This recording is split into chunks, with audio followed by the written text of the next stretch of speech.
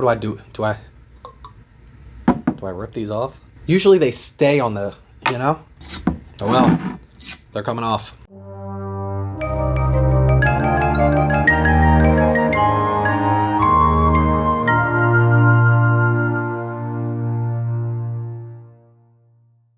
What's going on, everybody, and welcome back to Bourbon of the Week. My name's Chris. I'm going to be your host for today, and today we have a bottle that I've been looking forward to for a long time now. This is thanks to a gentleman named Tom Burns. You're going to hear his name on the channel often because he hooked me up with a few different bottles. This is Green River, obviously coming out of Green River Distillery, Kentucky Straight Bourbon Whiskey. We're going to drink this brand new bottle out of our brand new Bourbon of the Week Glencairns. This is based off the Philly love sign. I love this. Check out Barrel Raised on Instagram if you have any questions about glassware. He is the man to go to. He hooked me up with this tipsy tasting glass. He's the one that does my original Bourbon of the Week glasses. These are given away to Patreons. Check out that Patreon link in the description below. But eventually, I'm going to test it out with patrons first. We're going to get a live store up and running so you can buy all this merchandise and more. But let's pop this bottle, let's pour it in our glass, and let's see where this falls on our ranking sheet. Get a little ASMR for you.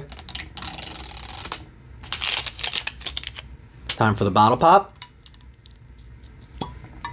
Kind of weak when it came to the bottle pop. Here we go, everybody's favorite sound. That should be enough at least to get us started. Everybody knows before we do get started, though, time for the traditional sip. Cheers, y'all.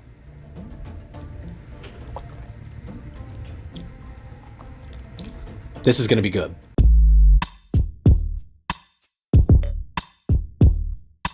That's right, ladies and gentlemen, this is Green River Kentucky Straight Bourbon Whiskey coming out of Owensboro, Kentucky. They were recently bought out by Bardstown Bourbon Company, which is why you might have heard of this name. I've heard of it because everything I've drank from them so far has been delicious. This says DSPKY10 on it. We were going to do our Bourbon Bomb of the Week on that, but when we talk about the mash bill, you'll understand why we changed it. DSP standing for Distilled Spirits Plant, KY obviously standing for Kentucky, and the 10 meaning it's the 10th oldest distillery coming out of Kentucky. This is non-age stated. I don't remember if I mentioned that yet or not, but it is at least 5 years old according to the press release. It's 90 proof. You know how we do it here: price, taste, drinkability. We're going to start with drinkability and see how well does this drink for a 90 proof. It shouldn't be too bad, right? In the Bourbon of the Week Discord, we have a scale that goes from 0 to crushable, and this bottle has to sit quite near the top there. This is absolutely crushable. I've been inside for the past 2 or 3 days here in Pennsylvania due to air quality from these fires from Canada, and I've got to tell you, once I get back outside, this will be one of the first bottles that I'm drinking because it just reminds me of summertime, how easy it is to drink, how crushable it is, and at 90 proof, it's not going to do too much harm as opposed to those 100s, 120 proofs, and other bottles that I'm used to drinking over the wintertime.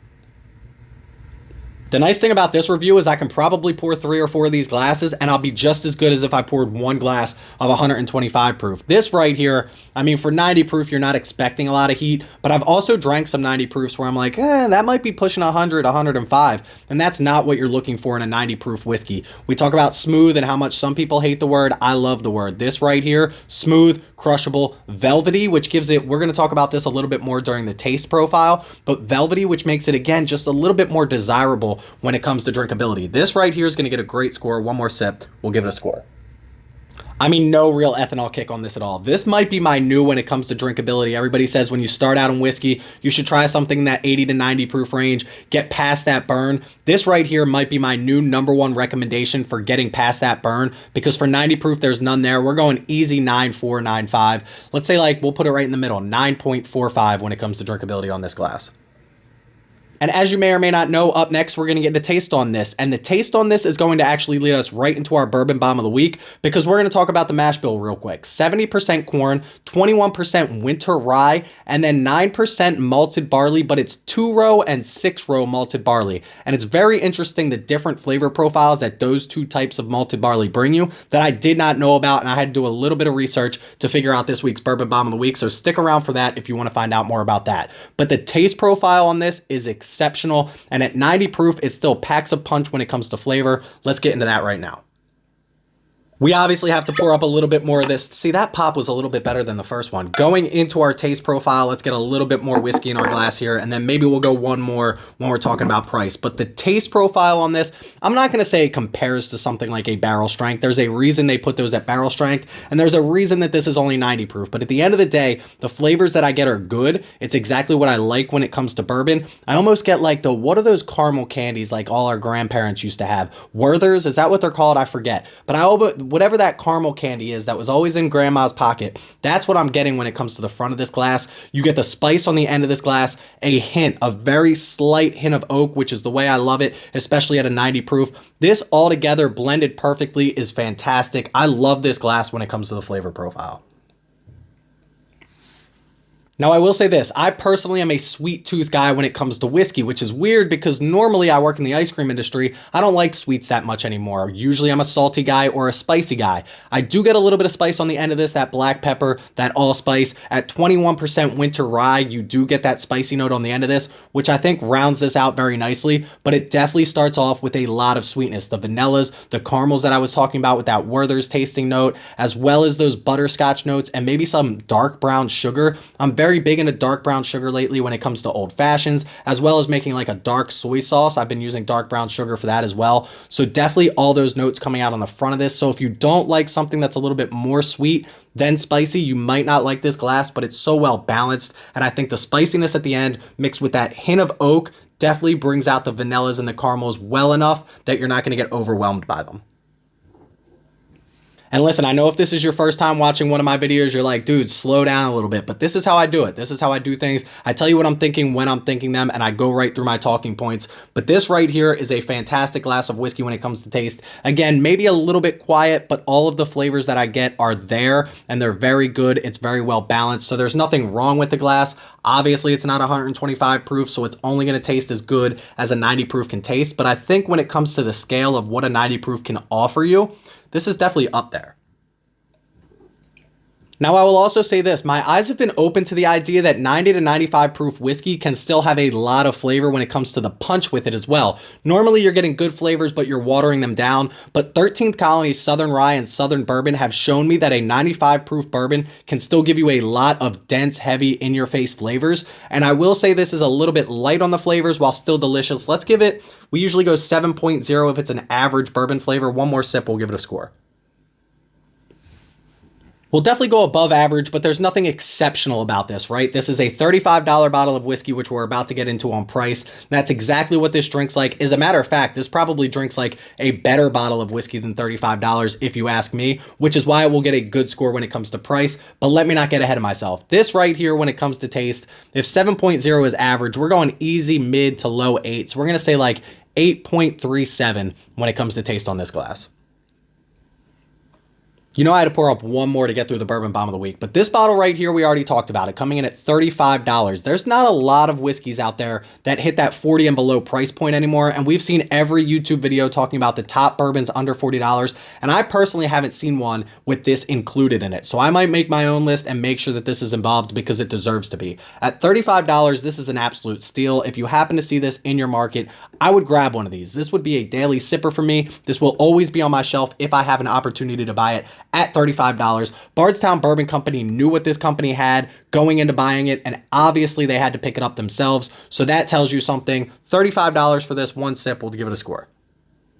Listen, the only knock that I've had on this bottle of whiskey so far is it's 90 proof and it drinks taste-wise like a 90 proof. It drinks drinkability-wise way under that, but at the end of the day, I've started to drink more and more whiskeys in that 90 to 95 proof range that are doing something to bring out way more flavor than what I'm getting out of this. Again, the flavor is fantastic. It's just a little quiet. So I still have to give this a great score when it comes to price. The question is, how good am I going to give it?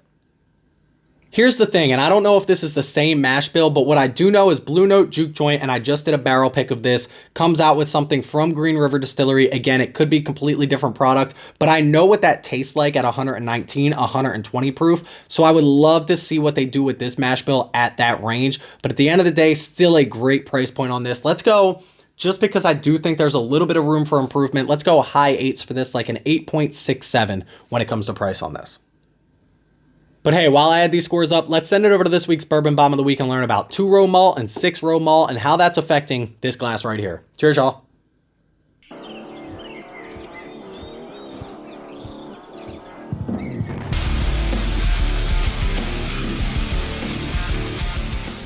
So So obviously during this week's Bourbon Bomb of the Week, we're going to dive a little bit more into the scientific side of things. And trust me, I'm no scientist myself. I just like to drink the stuff. But this is what I've kind of gathered over the past couple of days reading up on 2-row and 6-row malted barley. Now I bet you can see why I wore my glasses for this video, because I did want to sound smart. Basically, the malted barley has a lot of influence when it comes to the flavor profile, and there's two main parts of this. There's the husk, and then there's the endosperm. That's basically like an ear of corn. The husk is what's on the outside, the endosperm is the kernels on the inside. Now these endosperms, or these kernels, are what hold the enzymes, the proteins, and the starches to really allow this process to take off and give you that flavor profile that you're picking out in a glass of whiskey, specifically a single malt if you've ever had something like that. And that's a perfect transition into malting, which is when barley goes through a specific process with controlled temperature as well as moisture, and that allows germination to happen, which is basically when it just starts to sprout. But the important part is to put this in a kiln or to shut this off with heat so that you stop it right at the perfect time after germination. So at this point, we took that kernel or that endosperm, we sprouted it, and then we shut it off and basically stopped that process from happening. And this is where 2-row or 6-row comes into it,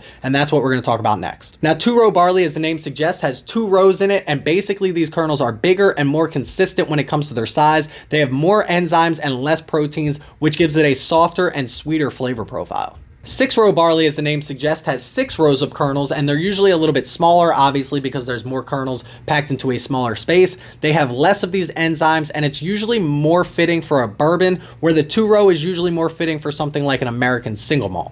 So at the end of the day, I don't really know if it's the 2-row malted barley that's giving me that velvety smoothness on this, or if it's the 6-row malted barley that's really enhancing the flavor profile. But whatever they're doing on this particular glass right here, there's only 9% of it, but they're doing it right and they're making it very good. But listen, that's the extent of my knowledge when it comes to this. Let's send this back over and see where it scored. Listen, if you've made it this far in the video, make sure you click that like and that subscribe button. I would greatly appreciate it. This bottle came in at an 8.83. It sits atop our list for 2023. And I gotta tell you, at $35, there's no reason you shouldn't have this bottle on your shelf. I will make sure I buy another one if I ever see it at that price point. And I gotta tell you, Green River Distillery is on the up and up. Bardstown Bourbon Company saw that. That's why they acquired it. And this bottle right here deserves to be atop the list. Again, at $35, what can you really be mad about? But listen, that's all I got for you today. Make sure you check me out on Instagram at Bourbon of the Week. Go click that follow button over there. We're pushing 10,000 followers on Instagram, which is absolutely wild. We like to do Instagram lives randomly, so drop in and check out one of those once in a while. Check out our Patreon page as well as our Discord. Both those links in the description below. Please don't drink and drive. Always drink responsibly and stay healthy, stay happy. Stay happy. Stay happy too. I don't really care. Stay drinking. Cheers, y'all. Damn, that's good.